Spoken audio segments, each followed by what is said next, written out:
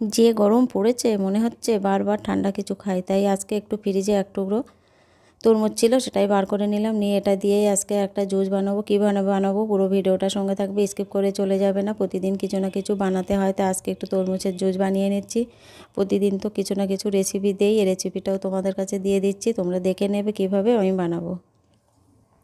এটা কিন্তু আমি আখের মিষ্টি দিয়েও বানাই। অনেক সময় মিষ্টি বাচ্চাদের খেতে দিলে একটু মিষ্টি মিষ্টি না হলে কিন্তু খেতে চায় না, চিনি না দিয়ে আখের মিষ্টি দিয়ে বানিয়ে দেবে। এটা কিন্তু বাচ্চারা খুব ভালোবেসে খাবে ঠান্ডা ঠান্ডা। এবার এক টুকরো বরফ দিয়ে দিলাম।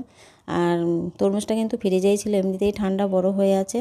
আর একটু চিনি দিলাম এখানে, কিন্তু আমি চিনি, তোমরা যদি চিনি খেতে না চাও চিনি দেবে না, কিন্তু বাচ্চাদের খেতে দিলে একটু মিষ্টি দিতে হবে, কিন্তু এখানে একটু আখের মিষ্টি দিলেও হবে। এবার আমি পেস্ট করে ফিরে এসেছি, এবার গ্লাসে ঢেলে নিয়ে পরিবেশন করব।